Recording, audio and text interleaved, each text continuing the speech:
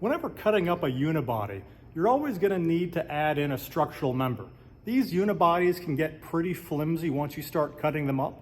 Much in the same way when I built the crew cab Comanche, the body starts to lose a lot of its architectural integrity the more you remove from it. So this is going to be the extended XJ. It's not going to need as many diagonal and cross members as the crew cab Comanche build did, but it's still going to need some structural reinforcement with the cross member in order to keep the body square and aligned when I mate the 2-door and the 4-door Cherokees together. So you can see here I've added in the structural member right here. One should be enough to keep the body stable. Now that we got our structural cross member in to keep this unibody rigid, we're going to decide where our datum is. So we're going to use our leaf spring bracket as a starting point on where we're going to start cutting. So we're going to cut right here and cut across, and then we're going to pull multiple measurement points from that datum in order to make it work and make a nice even cut all the way across in order to combine the two unibodies.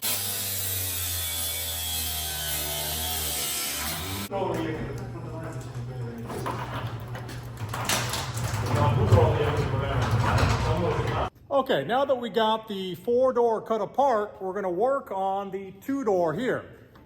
So you can see here I've already put my blue tape across the center to make sure that we get perfectly aligned to the measurements that were pulled off the 4-door. Now the floor, we just have a Sharpie line across the whole center.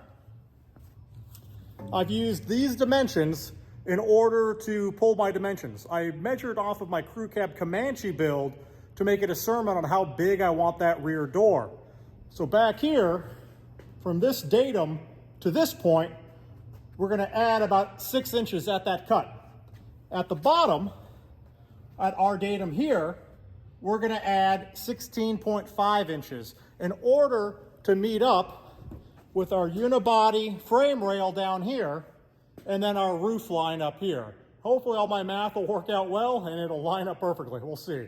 I'm going to leave a little bit of extra burn room up on the roof so we'll get a more precise cut there.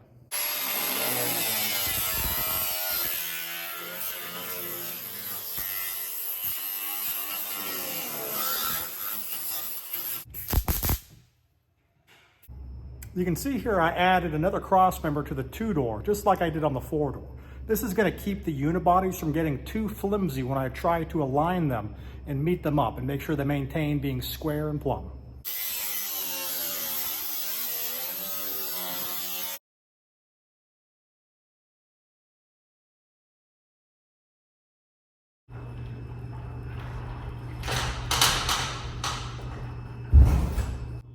The first test fit of the extended XJ did go pretty well. Obviously there's a lot of detail work ahead, but so far everything is looking great. There's still some meat on the bone to make some finite adjustments to get everything leveled out, but I think it's looking pretty nice so far. So we got the initial mock-up of the extended XJ together. So there's a couple little tricks here. So you can see right here, I got about an extra inch of roof line so I can cut it exactly to it. Although in hindsight, I probably didn't need to do it. My measurements actually were pretty exact. Let's take a look inside. So you can see here, it's not quite fully there, but once we wiggle it and shift it around, it all should perfectly align.